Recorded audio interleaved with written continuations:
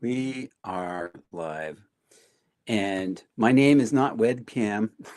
I see it over here. I am struggling with the StreamYard today, but that's okay because we are here and firefighters do troubleshooting, and that's what we do.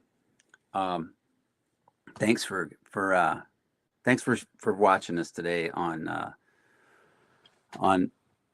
resilience and trauma fitness. That's what we're here to do. We're here to serve. That's kind of the whole thing.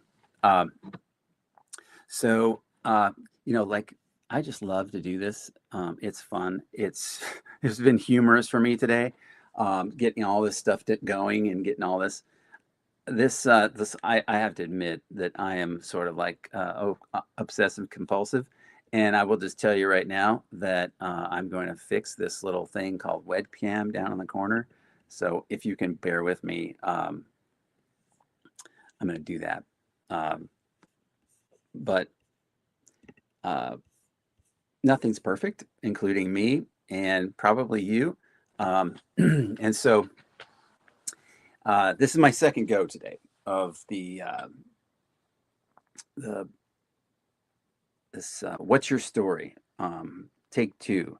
um, and in the first description of the first one, I was talking a little bit about the story about the rock band called the Who.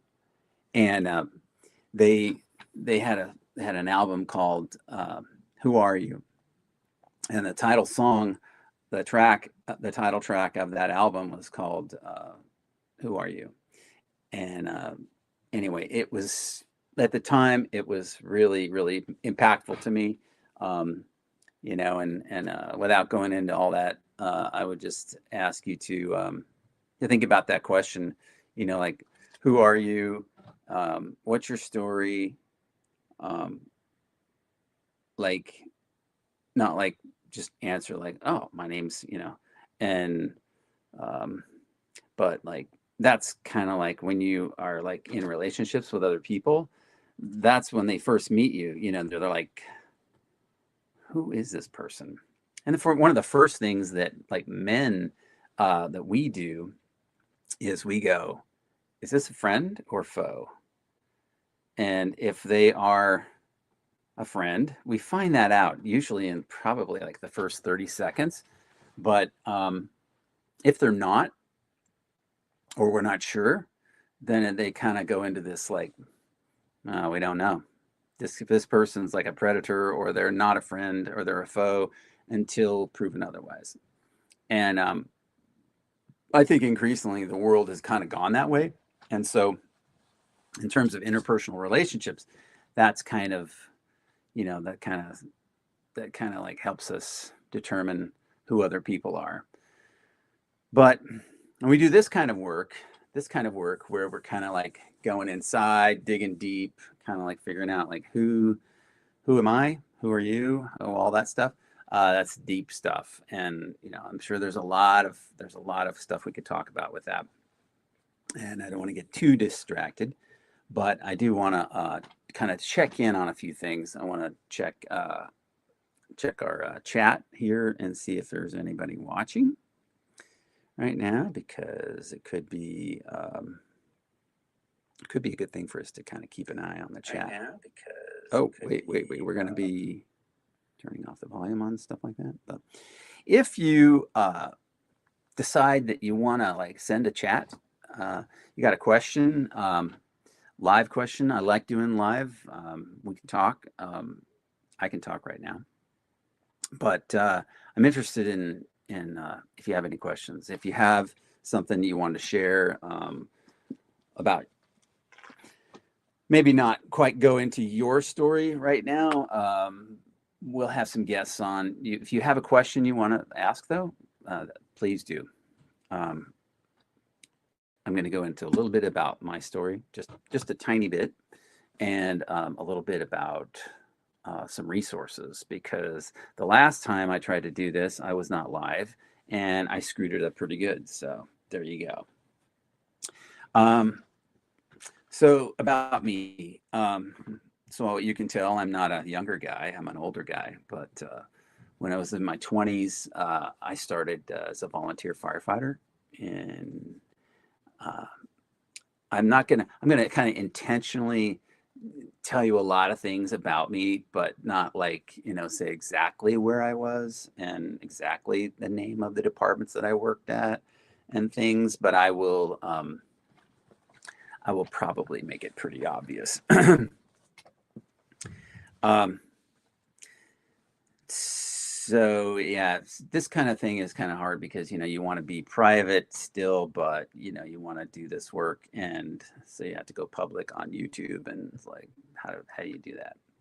Um, and I'm not a professional, public speaker, so just kind of like do it, and it either works for you or it doesn't work for you. And if you like this, that's great. If you don't like it, that's okay too. Um,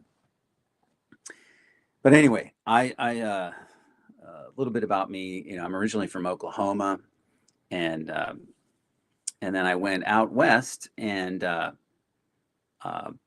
went to a state out there that's kind of right on the ocean, and and then I got involved in uh, a lot of stuff. I ended up going to school, and I went to a volunteer fire department. Actually, worked for several of them, and and then I worked for also a large wildland fire and structure fire organization that's statewide out there, and and we were considered that organization was, and I think is still considered, one of the premier wildland firefighting organizations. And if there's anybody that ever did any wildland firefighting, please hit me up, because that was my first love in firefighting. I didn't want to do anything else. I wanted to fight fire wildland, and it was because it was like the first time that I'd ever really really rock and rolled um, out there, and it was incredible. And I was young, and I was stupid, and I was adrenaline filled and doing stuff that I shouldn't have been doing. Uh, and I won't go into all that detail today, but that's kind of my beginning. That's a little bit about my story, about like where I started, and and then I moved. There's this thing called affirmative action. You might have heard of it. Um, White guys have been affected by it. Um, it just is a thing. If you worked really hard and you tried the absolute best, and you didn't have you weren't juiced in somewhere, you didn't have somebody that was kind of like pulling you up into the organization, um, then you probably had some struggles trying to get hired.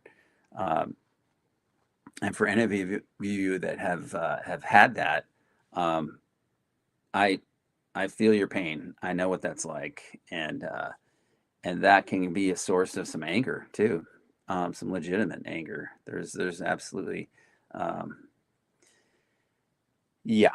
Um, so if you're looking for political correctness, or if you're looking for um, uh, things that are kind of like along those lines, you're not going to find that here. You're going to find compassion for people who've worked hard and absolutely have you know sacrificed to get where they are, um, and and you know that's honorable. Um, but in California, it wasn't like that, and I just said where I was. So um, I ended up going to another state that's next to California, and and in the South, where it's very hot. That's where I ended up working, also in wildland for the federal government, um, and it was great.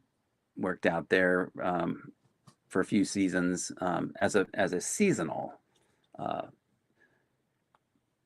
supervisor in wildland firefighting, and some of those guys are gonna probably come on, and hopefully I can find those guys and they'll come on and we can talk. But it was amazing. I really really enjoyed wildland, but I didn't like working myself into the ground, and I didn't like working for like barely anything. Um, So anyway, I just wanted to, kind of detail a little bit about my story. I will go into more of it as we go into things further, but that's it for now. I also wanted to just bring out a couple of things, a couple of resources that I have here. If you're at a place where you're having struggles, PTSD has a lot of different kinds of symptoms. And one of them is something that I kind of experienced, and that is like, hey, that's great. That's great you're doing that work. That's great that you are going to that recovery center. That's great that you did that. I am so happy for you. And I didn't know that the things that I had experienced, both on the fire department and outside, were affecting me the way they were. And so I was like in denial, like decided, okay, that's just how it is. It's how it is. I wasn't like, like curled up in bed and couldn't move, or just, there were other more subtle things about not wanting to go to work or having, anger issues, or just, it wasn't me though. It wasn't me. It was something else. Something else was causing me to be, like, well, it's you, obviously. That's why we're doing the things the way we're doing them, because, you're screwed up or whatever. I was always finding some other way to respond to things and react to situations and guys that I worked with. So, to this day, I'm sure that some of those guys that I worked with were like, that guy was like, whatever. But on the outside, I kind of kept things pretty happy and, positive and stuff for the most part. But inside, it was pretty tough. And so I would say that there are subtle things that you might not see, you might not know that are going on in the background, but this kind of work affects you. And I'm talking about my background in the fire service. Okay. I was in the fire service for 26 years. I did all different kinds of stuff that I will tell you about in future videos. I will, we'll go into all that, but it does affect you. You're human. You're wired humanly. You have lots of different relationships and people and things in your life. It does affect you, and you can be in denial about that all day long. But studies are showing, and people's experience, dozens of guys that I've talked to personally, that I've been through recovery center stuff with and done hard work with. It's a known thing. Okay, so let's not sweep it under the rug. Let's say, call it what it is. It's the elephant in the room, whatever. But here's some resources for you. I'm going to give you, and I'm not endorsing this or any resource for you. I'm just like, here it is. I'm going to give you the first one is the IAFF Center of Excellence. Okay. If you haven't heard of this, this is a refrigerator magnet that I don't know if you can see it, but there's a phone number on there. If you're a firefighter and you need help, there's a phone number right there. It's 855-900-8437. And this place is in Maryland. It's on the East Coast. It was the first one. It's the only center of excellence in the country for firefighters. And they don't just serve the firefighters in the United States. I was there with a guy from a fire department in Canada, and he was amazing. But it's it's anywhere where the International Association of Firefighters represents firefighters, that is a resource to you, whether you are active duty or retired. Um, so that's an important thing.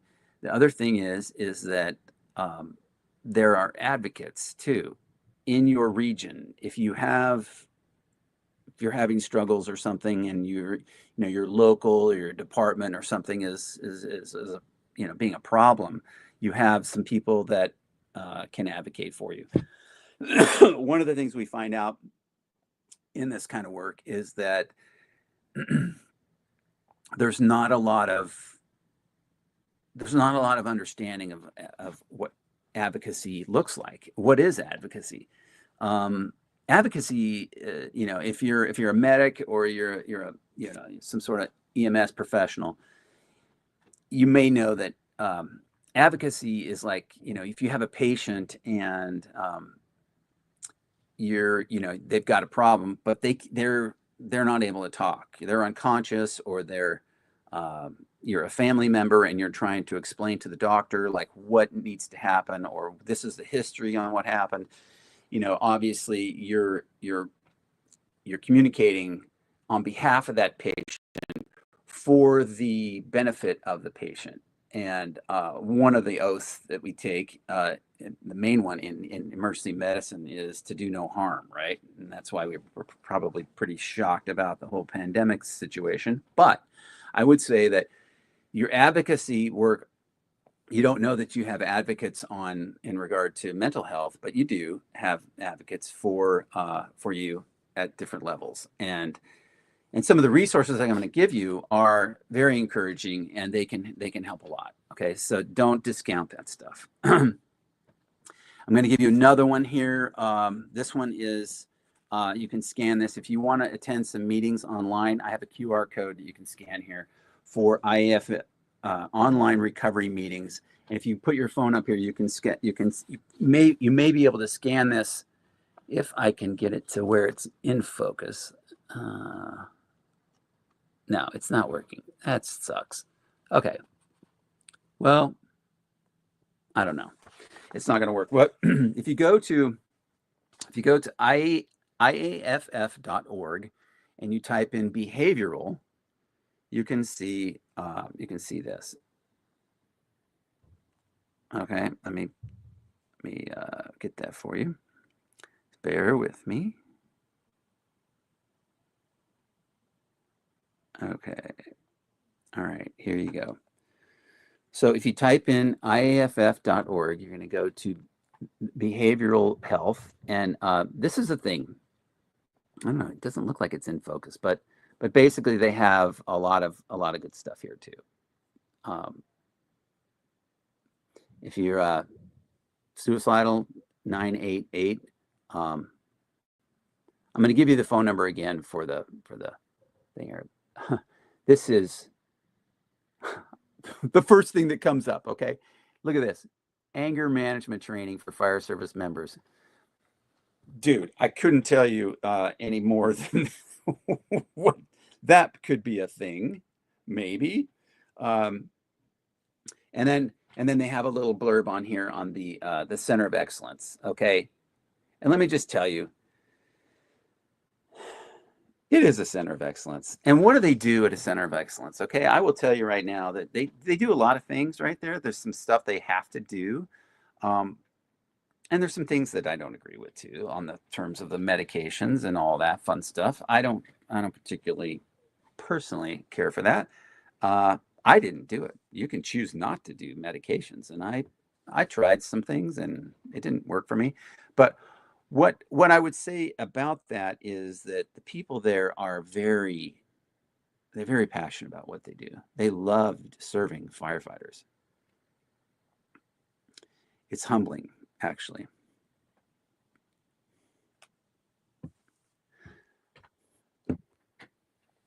I was very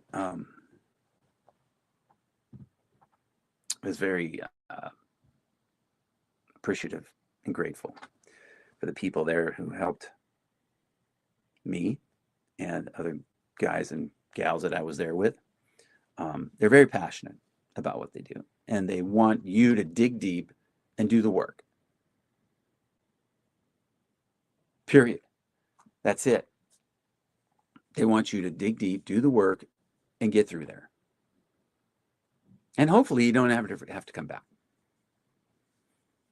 But it's a place you can go. It's a safe place where you can share things. It's kind of like the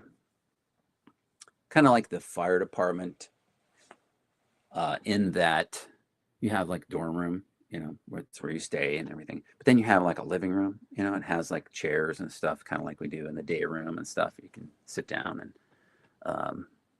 talk. And then there's classes, and that's just part of it. There's a lot more. We can go into that in the future when I'm talking with the guys who are going to come on here. I know some of those guys are chomping at the bit to come on here. We're gonna get them on here. But that's just a bit about that. Okay. I just wanted to kind of continue on this thing about some resources here. Okay. Let's just keep moving. Okay. So there's another one, another thing here called worldwidepeersupport.com. Okay. This is worldwidepeersupport.com. This is a COE alumni meetings require an invitation. So check them out. They have, at least as of this writing on this flyer, they have meetings Tuesdays, Thursdays, and Sunday nights at 8 p.m. Eastern time. Finally, the last thing here is called Smart Recovery, which is a veterans and first responders meeting. Okay. Smart Recovery, and that is, they have an app for Smart Recovery meetings, and they can go.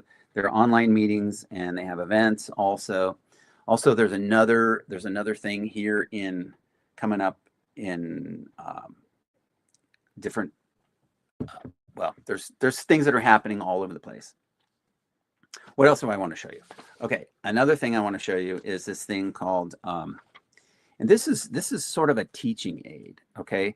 And and I need to give credit to the people who put this together. This is from openheartassets.com. But this was given to me in a class, and the lady who was teaching the class was really good. But and this one has coffee stains on it because I've worked this one over pretty good, and it's pretty in depth. Yeah, I don't know if you're ready for this, but if you're ready for it, I'll show you. You sure you're ready? Okay. So here you go. Okay. And this is not for commercial use. This is just for your own personal use. Okay. So here you have, these are the different stages or the different kinds of places you can be. You can have, this is called kind of like the window of tolerance right here. But up here is where you go into fight or flight and hyperarousal. And there's a lot of different kinds of symptoms you can see. Let's see if I can do this for you. Intense anger, overwhelmed, feeling threatened, out of control, sleeplessness, a lot of stuff in fight or flight. Okay. That's where some people go. And this is also called dysregulation. Okay, this area up here. Okay, so down here, though, some people don't do that. Some people react and they go into dysregulation down this way, and they go into freeze mode or hypoarousal. Okay, remember, we're talking brain stuff here. Okay, so this is all neurological things that are happening in your brain. And so, again, let's review. Window of tolerance is this thing that is kind of where we want to be. Okay, this is where we want to be. We're grounded, we're present, you're relaxed, connected, social, you're regulated, you're flexible, caring, you're getting good sleep, you're able to kind of soothe yourself, you're feeling safe. Okay. And if you're having trouble kind of like going staying in this window of tolerance, and you're down here in the kind of the freeze mode, which is, depressed, numb, poor digestion, disconnected, shut down, disassociated, detached, no energy, rigid, flat, and unavailable. Okay. In the freeze mode, okay, you're outside of the window of tolerance. You're in dysregulation down here. Okay. Okay. Again, I don't really find myself down here. This is kind of my jam up here. This is kind of where I go. So again, it's just a resource. It's a teaching aid that was shared with me. I hope you can find that helpful. Again, give it totally due credit to who created that. That's openheartassets.com. You can get one. You can ask them. You can buy them there. I encourage you to do that. But you need to know that these are things that, because I think in pictures. I don't know how many of you do that, but I love a good story. And a good picture. So with that, I want to tell you some other ways that I find to be helpful to achieve resilience. And then that's our show here is resilience and trauma fitness. We don't want to walk around being all excuse me, rigid and perfect and everything. Life is not like that. Life's not perfect. And so I kind of wanted to cover a couple other things real quick. And I'm not going to try to cover everything, but I think it's actually probably appropriate for me to also show you one last thing on the Center of Excellence, okay, because I know I'm skipping around. Check this out. This is my little patch that I got from the IFF Center of Excellence. It's pretty cool. Yeah. And it was union made. And anyway, I don't show it to many people, but I'll show it to you. Okay. All right. Also wanted to shout out to some of the authors that I find that are helpful. I'll tell you the one that I really like a lot is Paul David Tripp. This guy right here wrote this book, and it's really amazing. It's a great book. If you want to pick this up, you can pick it up. It's a great book. I'm going to read something out of it, and I've also requested permission from both of these resources that I'm going to give you today. Requested permission so that I can read some things to you guys out of there. And anyway, this is another book that I really like, and this one is called Good and Angry. Okay, David Powlison wrote this book, and both of these books are written from the perspective of a biblical perspective.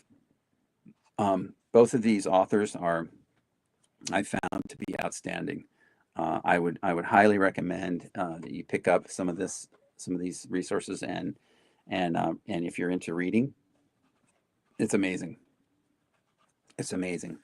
I kind of wanted to touch on that one topic that I brought up about the anger part, because it's kind of the elephant in the room, at least for me. And if you're anything like me and you struggle with anything, it's probably good to kind of point it out and talk about it. So I would there's the first chapter in this book is Angry People. That's the name of the chapter. So he goes into the different kinds of angry people. Okay, there's the domestic gunslinger. There's the volcano. There's the iceberg. There's the morass, the misery, and the possibility of hope. Okay, so I'm just going to kind of just go into that, but he brings it back around, and he kind of ties it together with and he talks about people like you and me. Um, and I'm just going to read just like one short little paragraph, or just a part of it. It's that anger stands out when it wears its colorful and dramatic costumes. Violent, relentlessly embittered, ice cold, or flailing in misery and confusion. But the difference in the angers described above and the anger that you or I experience is a difference of degree, not of kind. We're all more alike than different. So I can get irritated when someone is guilty of disturbing the peace of my personal comfort and convenience. I can get irritated at incompetent customer service reps. I can get irritated when someone doesn't take the time to understand me accurately, caricatures what I believe and do, and disses me on the basis of what they've imagined. You know some things about me and people I've known, and I also know some things about you, even if we've never met. And I will leave it right there. And I'll tell you, this is a good book. So, with that, I will leave that. I will leave that right there. Um, that leaves me at a good place. I wanted to just share, kind of finish up with this last thing, um, and that is, I'm going to talk about faith. I'm going to talk about Jesus. I'm going to talk about God on here. If that offends you, this is not the place for you to be.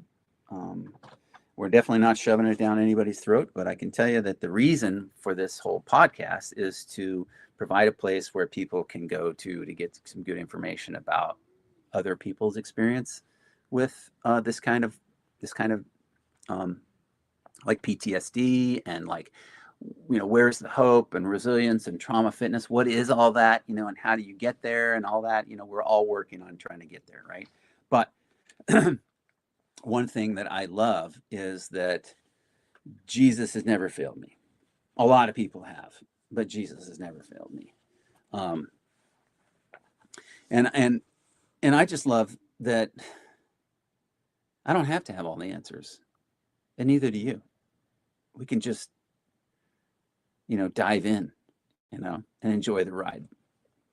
We can, struggle with it, and we can also ask for help and know that our brothers and sisters are in it with us, and there is help, and there is pain. Let's just, there is that too. There is. I know you all are going through stuff. So let's let's turn the page here. Let's go into this. This came out kind of towards. This is something I was reading towards the end of last month, and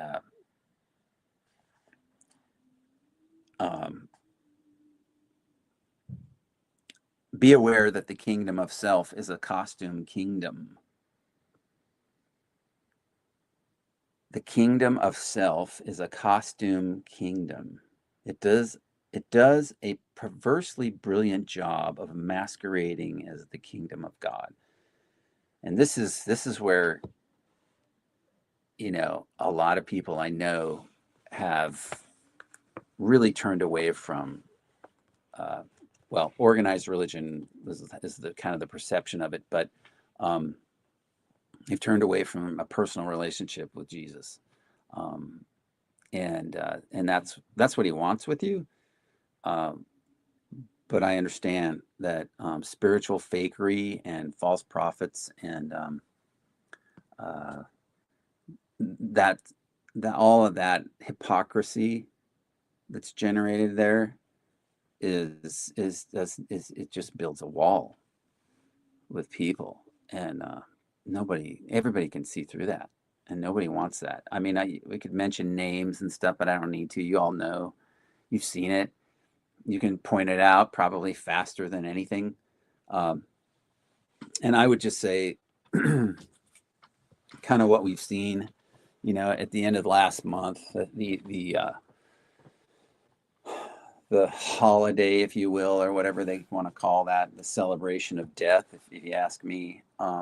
I've never really understood it. and I certainly didn't like, I never understood it as a kid. And then I grew up celebrating that, and, having my kids walk around and go to strange people's houses and get little sugary things to eat from them.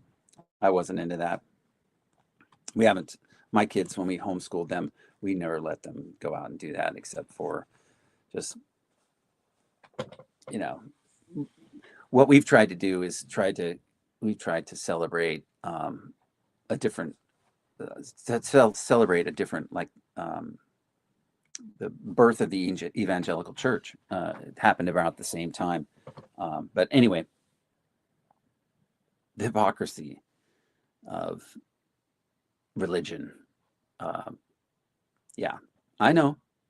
I get it. It's messed up. And that's not what I'm here to. I'm not here. I'm just telling you that that's not me. That's not what I want to be about. And it's not where I put my faith. Spiritual fakery is one of the chief tools of the enemy. It is one of the key ingredients of spiritual blindness. That's why we read in the warning in Matthew 7:15, quote, "Beware of false prophets who come to you in sheep's clothing, but inwardly are ravenous wolves," unquote. And so it really is true. The kingdom of self is a costume kingdom. This is because one of the enemy's most useful tools is the ability of wrong to imitate right. Couple this with our natural propensity to spiritual blindness, and you end up with personal spiritual confusion.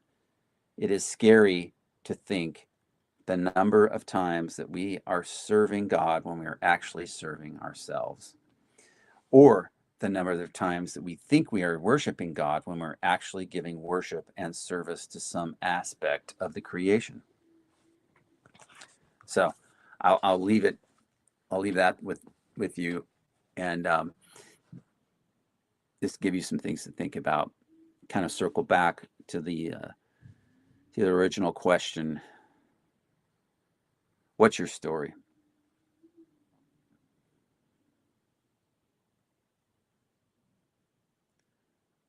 And who are you? I think you need to think about that. It's a good question to be in. And no, I'm not going to make you tell me right now. But that's a good question to be in.